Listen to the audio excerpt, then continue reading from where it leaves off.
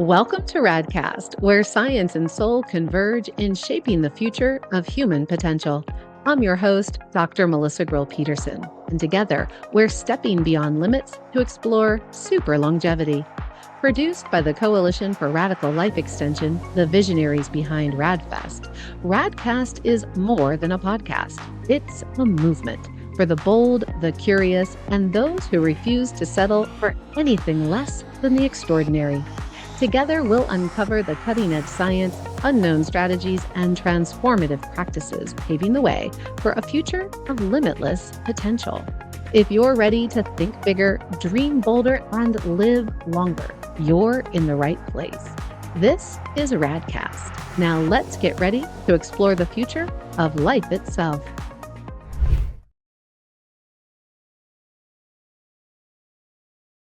Hi, everyone, and welcome back to RAADcast. I'm your host, Dr. Melissa Grill-Peterson, and together we are about to explore the frontiers of human longevity, health optimization, and peak performance. Today, we're talking about how to stay fit, strong, and vibrant at any age with a true expert in super longevity training, our guest, Ilana Lea. She is a champion fitness and figure competitor, a world-class trainer, and a lifelong advocate for fitness as the foundation of longevity. She has spent over 3 decades helping people unlock their potential by blending enjoyment, intensity, and a deep understanding of how movement fuels longevity. Ilana, I am so thrilled to have this conversation with you today. Welcome to the show. Thank you so much. Great to be here with you. Oh my goodness, you are so inspiring. You are your brand. And I love that just even in our little intro here, blending enjoyment, intensity, Yes. and a deep understanding of movement. Like the fact that enjoyment is as the first word in how you kind of describe your work, that says everything about who you are. And that's why our listeners are going to love this conversation. Thank you. So I want to hear a little bit about your journey. You've been a fitness competitor and a trainer for over 30 years. So, what would you say first really inspired your passion for movement? And how did you kind of transition into this longevity focused training?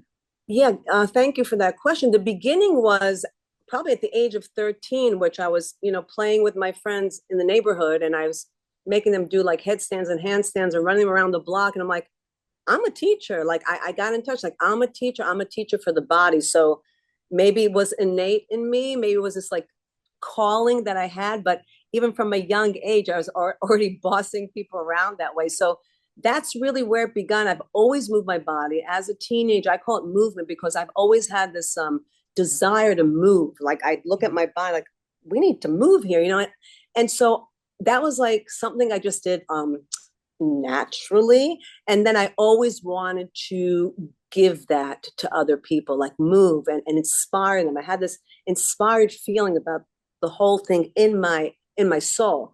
So then my journey continued into like being professional in it, coaching gymnastics in Israel, doing my BA, doing the army, and being a sports coach for some of the soldiers in the army. Like it was always about fitness. I really never tried to go another direction. It was always like pretty strong in me. This is who I am. That's what I need to do. Then when I was 30, I moved to the States and I started competing in fitness and in figure competitions, mainly to, like you said, strengthen my brand and then also to keep my body in good shape, because people think that it's easy for maybe someone like me, that's her profession, to stay on top of their physique and their health. But really, we're all busy. We all have distractions. So one way for me to make sure I was doing what I needed was actually to getting on stage every like 8 months.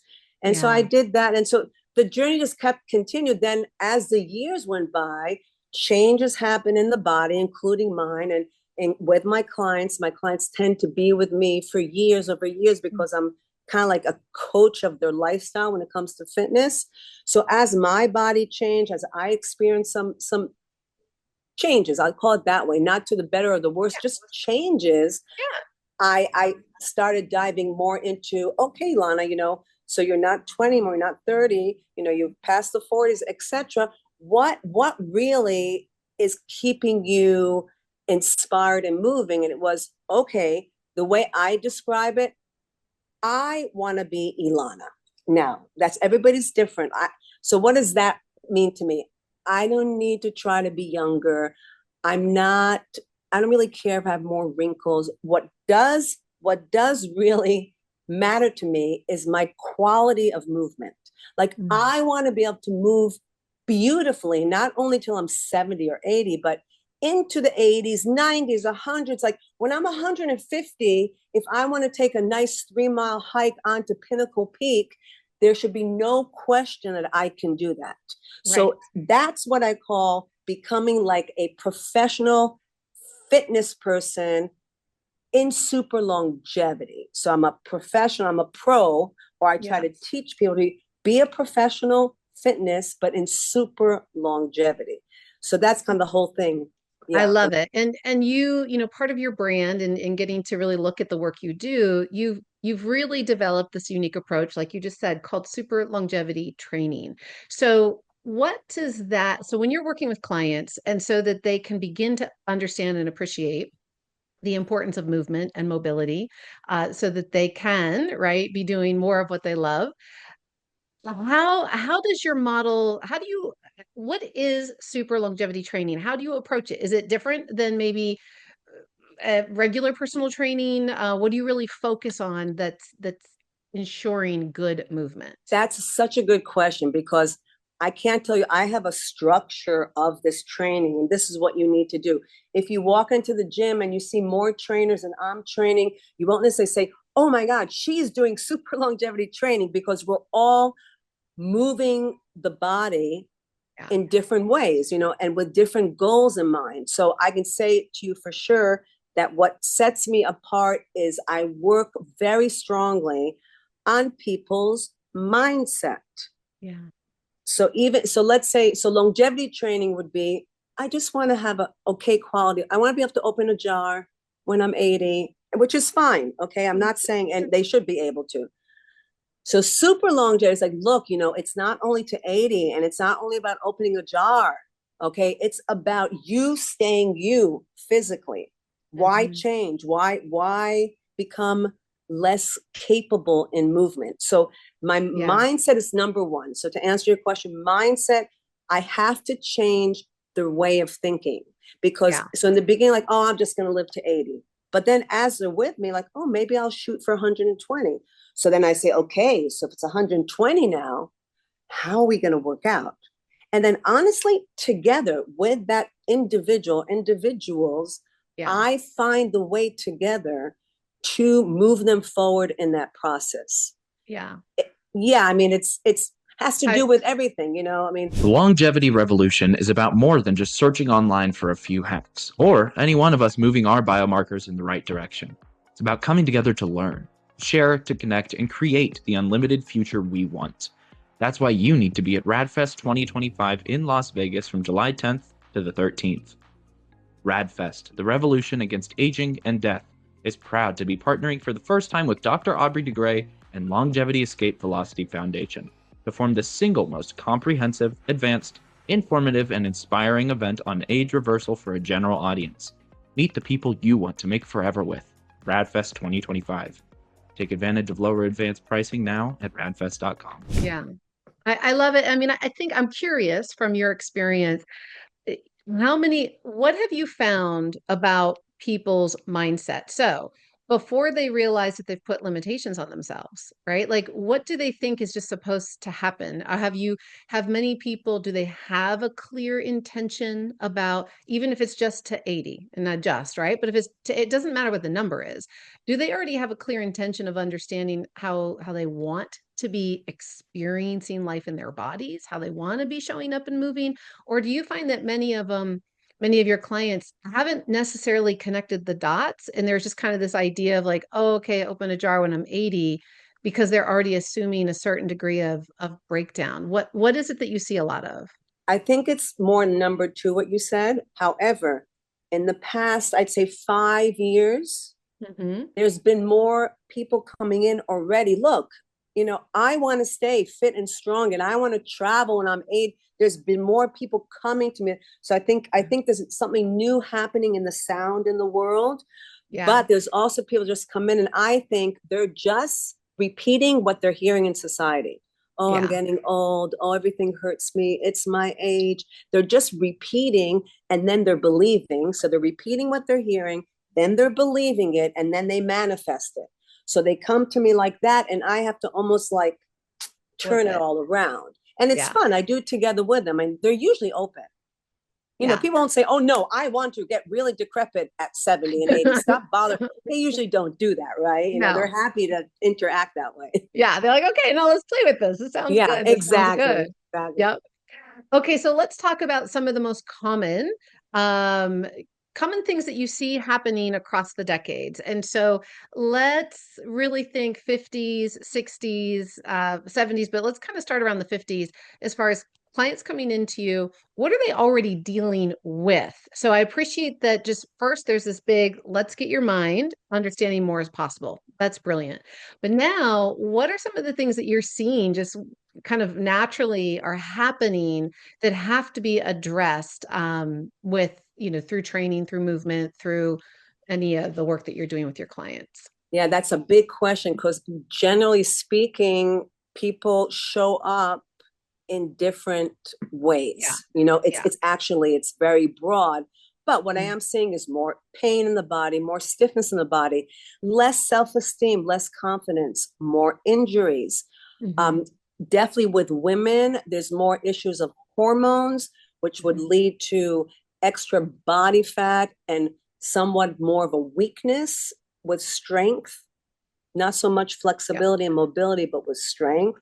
So that definitely shows up. And of course, and we know there's a gigantic movement happening just right now around, post-menopause and what it means and what you can do about it. There's so much great information. It's exciting. So definitely when I get someone kind of entering the I call it, premenopause, menopause, post-menopause, I'm already letting them know that there's some really great solutions and ways to approach the whole change in that way. It's not like a downer. Are you ready to redefine aging and unlock your full potential as a longevity leader? At the Human Longevity Institute, our world-class certification programs train doctors, coaches, and wellness professionals how to deliver cutting-edge integrative longevity health solutions so people can live better today for longer, healthier, and more vibrant tomorrows. If you're ready to join the longevity revolution, visit humanlongevityinstitute.com to enroll and become a practitioner today. Right. Yeah, movement really is medicine for sure. And, there's a lot around just muscle. So let's talk muscle for a few minutes because you have beautiful muscles. Thank you. So let's talk a little to whatever level you feel comfortable with, the science and the solutions that having good muscle mass offers with increasing just overall health and health span and vitality in the body and hormone regulation, all this. So everything. So we'll start from muscle and let's get into some of the intricacies about the important connection with longevity.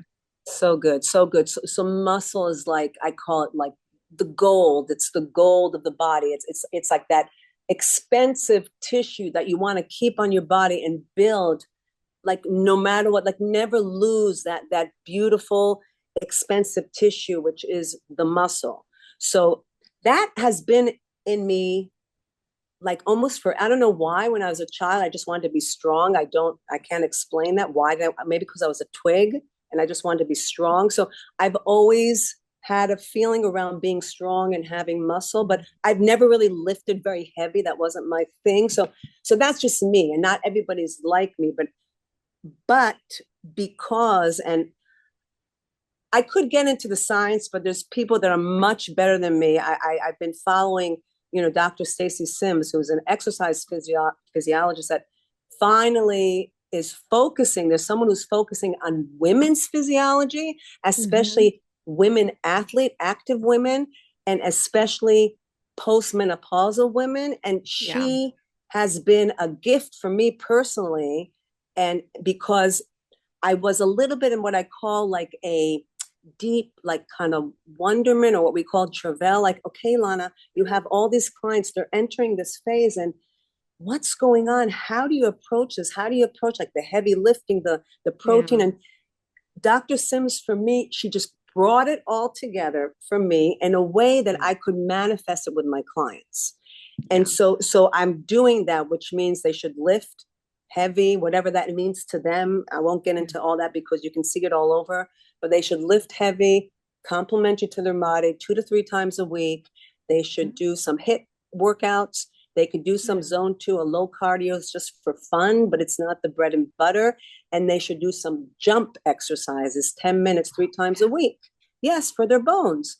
Yeah. Very simple to follow, very simple to create for clients, and based on science, not based only on my intuition, which is great, but it's nice to have the science for women.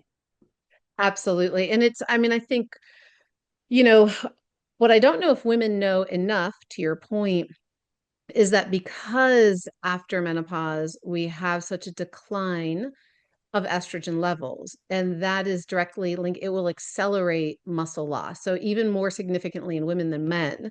So it is absolutely important. I love how you just broke down, like, really, hey, it's not rocket science. It's just a few simple things.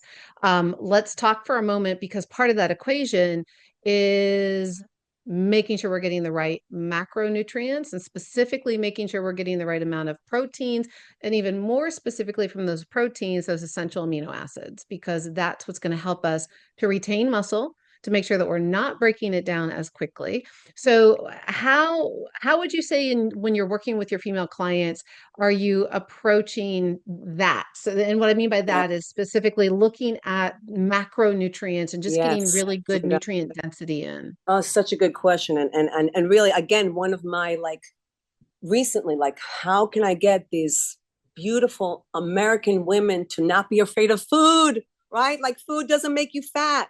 It's not really true. Like, really, undernourishment makes you fat, right? You know, so, but to answer your question, this is what I've been focusing with them.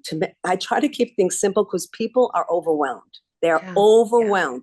Too much information, great information, but like, what do I do with this? Where do I start? So I say, look, let's work on fueling you before and after your workout. Let's talk about food, not as food, but as fuel. Okay. Yeah. So then I followed what Dr. Sims recommends. And I said, always get 15 grams of protein before workout. 30 minutes to an hour after your workout, you want to get about 40 grams of protein. I said, let's just start from that, because really, unfortunately, most women entering their 50s or even before, they are low protein. So, Mhm. you know, carbs are never a problem. Fat, you know, it varies, but protein builds the muscle. And so that's what I've been trying to like give to them. Let's start with that. And that's been really helpful, because they see, wow, my workouts are so much better. I'm feeling so much better. They're having an experience around food and Yes. fuel.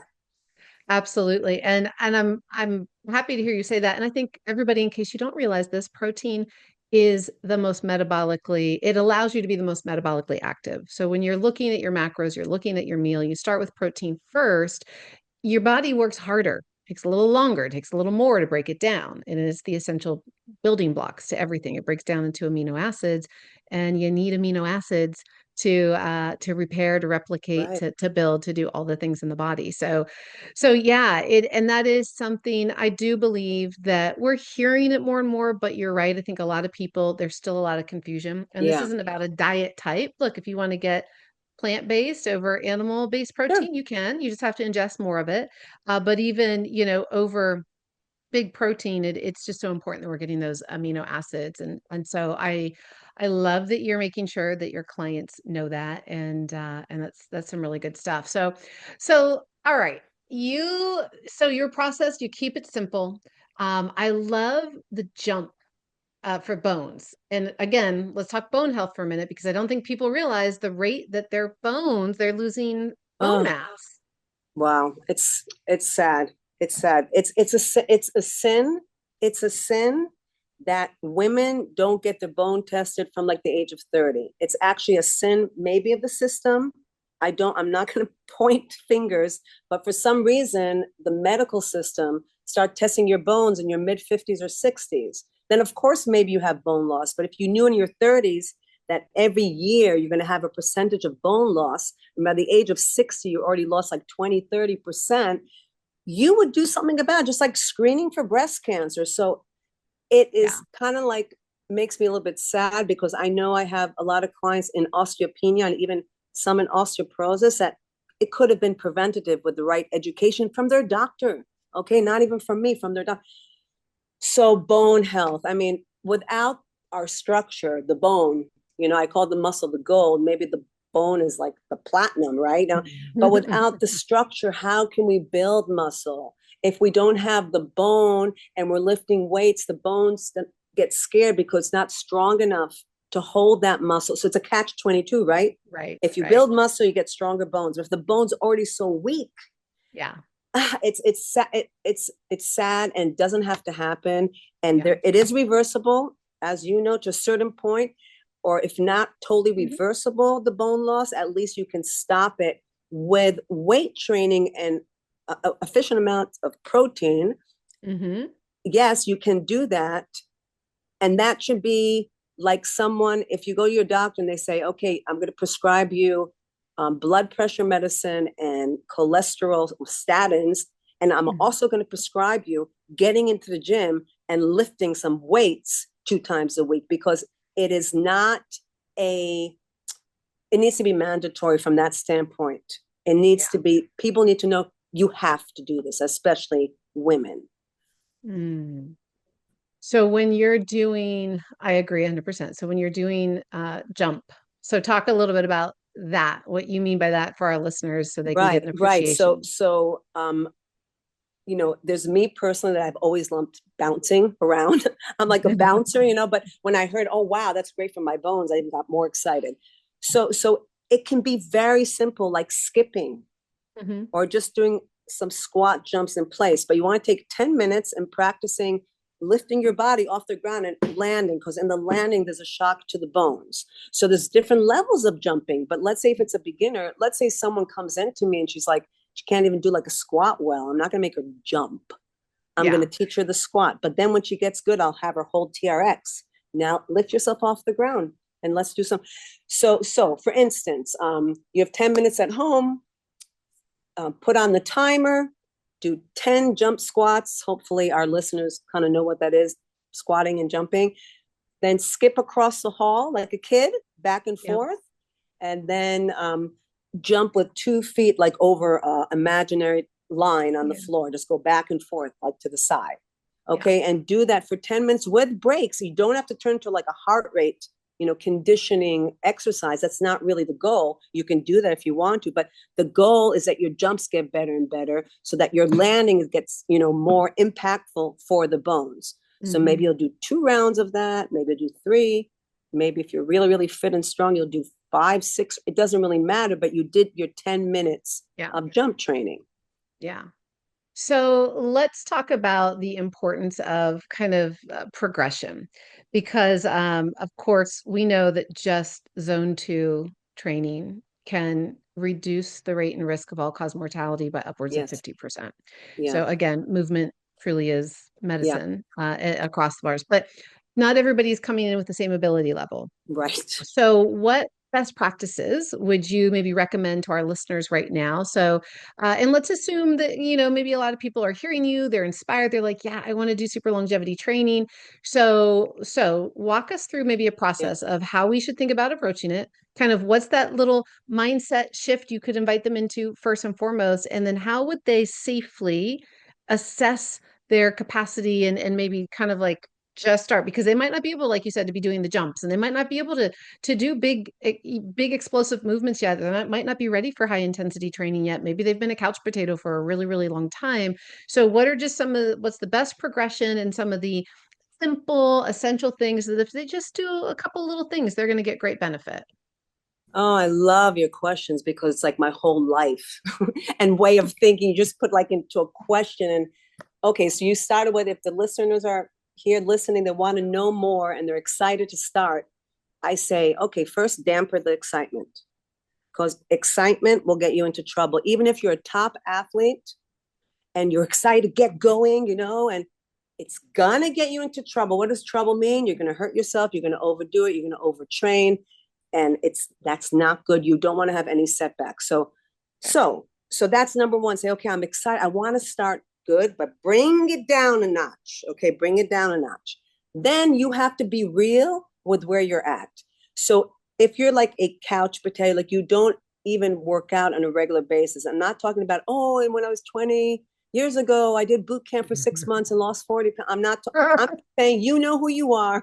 If you're a person that just does not have the appointments on a regular basis with yourself or a trainer or a class to move your body, and you just know that's who you are, you need to just get out for 10, 15 minutes and start walking, or something that you know you're good at. Maybe you are a good swimmer. Sure. You begin, please, to make the appointments with yourself, put them in your calendar, 10 to 20 minutes, you are moving your body. Now, if you say, okay, Ilana, that's not me. I do that. I do that easily. I'm a 5 days a week appointments. I never miss, which, believe me, it's rare. I can tell you stories about this. People think they're working out, but then when I really get down to it, they're like, oh my God, I just did 2 this week. So the appointment is the key. You guys, the appointment is the key. Just please put it in your appointment book, something. Okay, so that's number one. Then they want to get going with, let's say, the jump training. Start with 2 minutes. Maybe you can jump, but the 10 minutes, it's just like, whoa. Start slow. Cut everything I said into do 30% of everything I said. Mm-hmm. This question is so profound. And I think that's really my expertise, is to take a person wherever they're at and to take them the right direction. They don't even have to work out with me 3 days a week, but I have the capacity to give them direction and to start the process and to show them that it's possible, no matter what age they are, what capacity they have, what injuries are going on. So that's number one. And so maybe you can narrow down, give me an example of a person. Mm-hmm. If you have someone let's say your mom or a friend of yours, or that they're in a certain situation, I can walk you through. Yeah. Well, I think you've done a really good job of helping people to know a few really important things. First, you really highlighted something that I want to do a call out on, which is, you said, I have stories. Most people think they're doing a lot more than they are. And that's okay. That's not a judgment. It's just kind of, I think real. Step one, like you said, is step one, let me get really real with myself. Like, where am I at in this moment? And so, instead of, I like how you said, hey, you could be really excited, but let's bring it down, because the excitement is going to create this whole big plan, and I've got to do all the things, and you're going to over task yourself in a way that might not be realistic and you might not stay with, right? So then you helped us to know, okay, let's just bring it down and get real. It's okay. Judgment-free zone. Like, what are you actually really, really doing? And chances are most of us are not really doing much.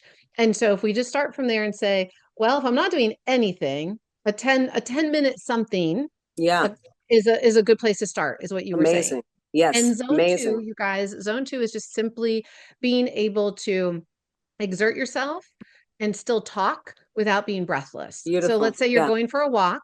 You're able to walk with a friend and have a conversation, and you're not winded. That is zone two. So you don't need to be running. You don't need to be doing high intensity, crazy stuff. And so this is, Elena, what you're really helping us, Ilana, to really appreciate that it's about doing it. You don't have to do it to extremes. And so then, from there, it's kind of meeting ourselves where we're at. What am I doing? So if I'm only doing 10 minutes a day, am I only doing 10 minutes a day 3 times a week? Then maybe I could make it 5 times a week. If I'm only doing 10 minutes a day 5 days a week, can I do it 20 minutes, right? So I like this idea of increments, so that we can just help our listeners realize you don't have to do it all overnight, just little baby steps, Exactly. It's so good, because you want to, at least me, we want to give people solutions. We don't want to scare them off. We don't want, you got to do this. Oh my God, help, So yes, to answer your question, people, again, they need to realize 10 minutes, 5 days a week on a span of a year, you can transform your body and your reality. And not only, you're not allowed to, you said something, I'm like, and I wanted to say, like, you're not allowed to overdo it. You're not allowed to overdo it, because that super longevity training is, it's a practice of how to listen to the body, how to listen. Like, for instance, pain. I'm not talking about really about like soreness of, somebody massaging you, this sore muscle. I'm talking pain. Everybody knows what pain is. 1%, when you're doing, let's say, bicep curls, and you have 1% of pain in the muscle, in the shoulder, what do? Most people say, it's 1%. I can do 10 more. No. In super longevity, you listen to that 1% and you say, okay, my body's talking to me. I better put it down, do something else. That is the core of super longevity, becoming an expert in listening to what you are saying already and not overriding it, like the whole mind over matter. Not good for super longevity. Not good. Let that go. So good. Ooh, I like that one. And I know I get you for a few more minutes. I want to come back to a moment around mindset, because I did this exercise with my students probably a year and a half ago. I do it most cohorts when we are going through the fitness section, because at Human Longevity Institute, we train practitioners, doctors, coaches, providers on longevity medicine. And so when we get to the fitness section, one of the things that I first do is I look at the data on how people perceive the gym. And when you say the word exercise, and you're giggling, so let's talk about that. Oh my God. It's an issue. It's an obstacle. Yes. Yeah, because, and so for our listeners right now, and we all do it, right? So, and the same thing, we're going to do the same exercise for aging. When you think of going to the gym, when you think of fitness, exercise, working out, well, just kind of any of those words that resonate for you, what's the first thing that comes to mind? Right. And for most people, and as you said, it's an issue, because for most people, and there's been massive studies done on this, the unconscious association is that it's work. It's painful. It's hard. It's something they have to do versus want to do. And so these are cognitive biases, gang, that we don't realize we're carrying around, and so part of what you're doing with your clients in the mindset piece is so important, to kind of just put it out on the table, to just simply be willing to be like, oh yeah, I don't like this. Well, why not? What's their association? And maybe it's just, instead of doing it in the gym, maybe we need to get out and do it in the parking lot. It's like, you know what I mean? Who knows what that is? It's so true. Oh, wow. Yeah. I think that's why I put out my energy as like enjoyment. Like I show them, I lead by example of enjoying moving the body. I don't believe in getting my clients so sore where they can't, sit on the toilet next day. Like, what are you doing? Like, that would not make them want to come back. So yes, you're right. I mean, it's so in longevity, we already know, like you said already, that exercise is like the number one medicine. Like just a little bit of exercise or movement can transform a person's wellness. A lot of people are complaining, oh, I can't live longer. It's too expensive. All these modalities, they cost money. Okay, go outside and walk 20 minutes. That costs nothing. So it's like, it's so like obvious that movement is it's like a treasure. Why do people forget coming into the gym, right? Because that is, but why do I don't know what the percentage is, but there's such a high percentage of people that do not move their body, including some family members of mine, and they have me, and, they, there's nothing in them to make moves, right? Yeah. So I know what I say is this: if you're going to walk into the gym, don't do it by yourself. You need to be educated. You need to find a person that's not going to hurt you and not going to show you what an amazing trainer they are, no matter, how much they study, but how so amazing they are. They're going to make you push your body in a way to show you what great exercise they can give you. And then you leave feeling like, oh my God, like you can't move and you'll never come back. Don't create that situation for yourself. Do your research in your area. Find, maybe it's a person online. Maybe it's and some fitness person that you can resonate with and can take. I don't know. Maybe it's me. I don't know. But you got to find the right person that can hold you, your hand and move you forward so that Yeah. you don't have setbacks. Because setbacks like injury or getting too sore or not having a good experience in your workout at the gym, whether it's atmosphere, people, Hmm. soreness, pain, injury, hopefully not, that's always going to make you not want to do it. So don't Yeah. create that from the start. Don't create those things. Don't create injury. Don't create Yeah. too much soreness. So Yeah.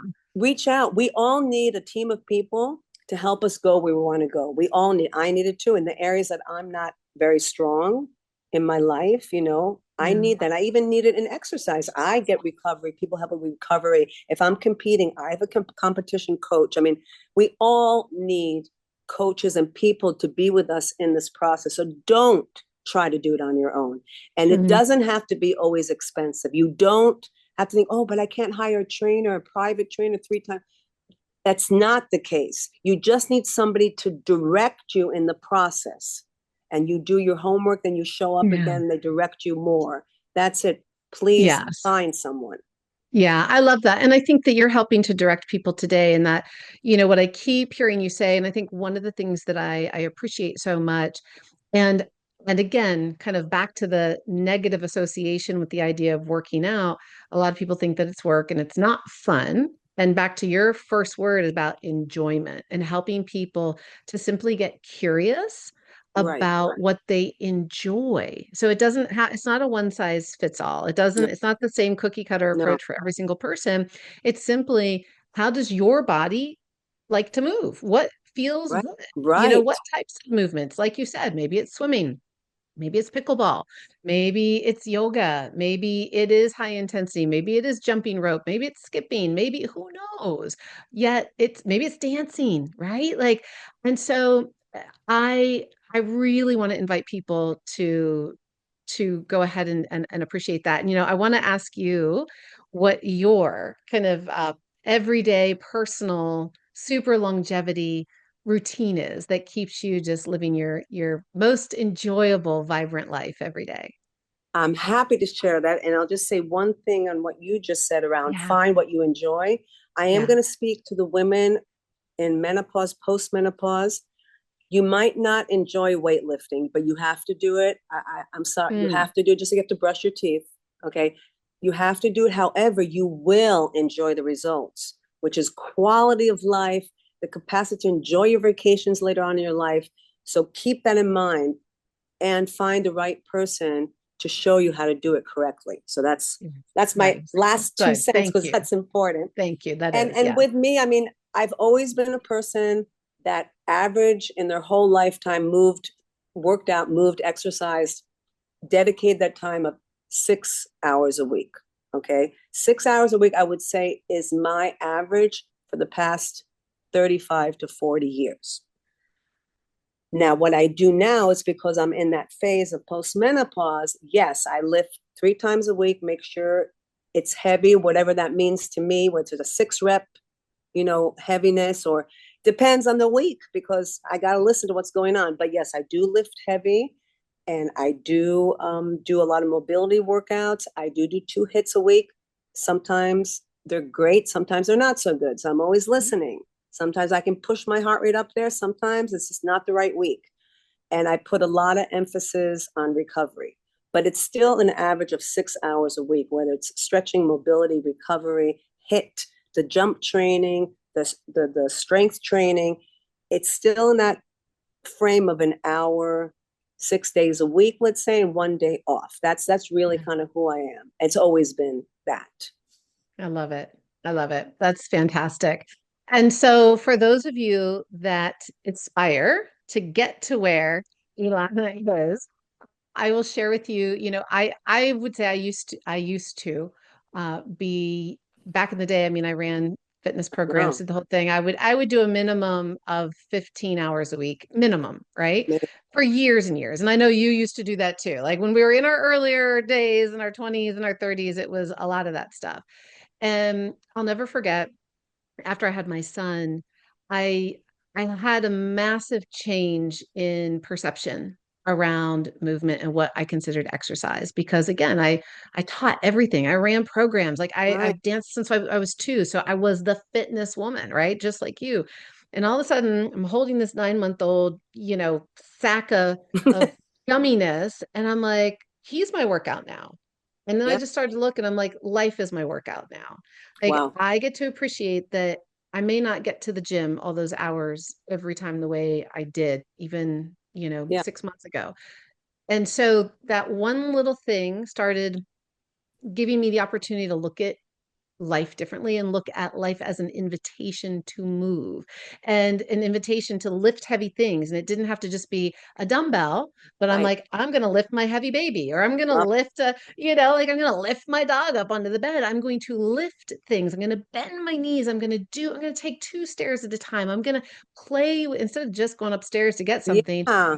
I'm looking for every opportunity. Oh, I got to go up and I'll go, Yeah. up, down, up, down. And, So and good. so doing it, even folding laundry, can I stand up versus sit down? Right. So I think that when we get curious that there's many ways to just enjoy being in this Yes. human Yes. form, it changes it for all of us. So I want to thank Love you for that. just Yeah. reminding us of that today. Yeah. Yeah. Thank My you. pleasure. And I love what you said about that. That's beautiful. That's right on. Yeah.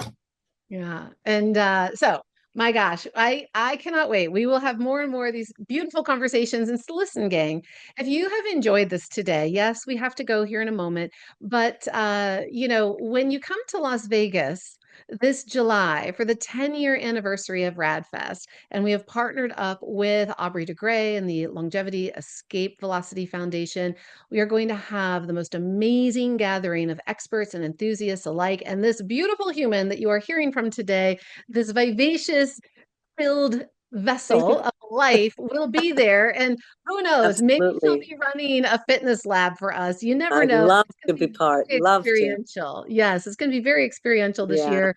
So we'll have lots of surprises up our sleeves for all of you. And there's links in the show notes below of how you can get your early bird tickets. We hope to see you guys there.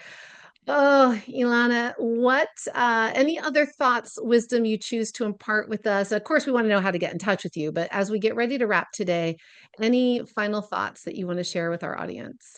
Just to remember that you, which is your body, your physical body, is so precious and so capable. And as long as you're breathing, there's a way for you to improve yourself in every way. And I'm here for you. You can find me, on Instagram, Ilana Lea. You can call me. I think my phone number is on Facebook, and you can find me. Find me. I'll always be someone to inspire you, give you hope, and tell you that it's never too late to improve your body, your movement. Never, never, never, never listen to that sound. That's wrong. Yeah, so that's what I wanted to say. Wow, incredible. Thank you, my dear. And we will have links to her social media, to her website, to all the ways so that you can continue to just stay tapped into this inspiration. And as always, I want to thank each and every one of you for continuing to be a part of this conversation. Stay bold, be curious, and continue to express your greatest states of aliveness. I'm Dr. Melissa. Until next time, be well. Thank you for joining us on RAADcast, where science and soul ignite the future of radical life extension. Be sure to visit us over at raadfest.com. There you can engage with like minds in the super longevity movement and find out about upcoming conferences and events. If you're inspired by today's episode, be sure to subscribe, leave a review, and share it with someone who's ready to live bigger, bolder, and longer. Stay curious, and we'll see you next time on RAADcast.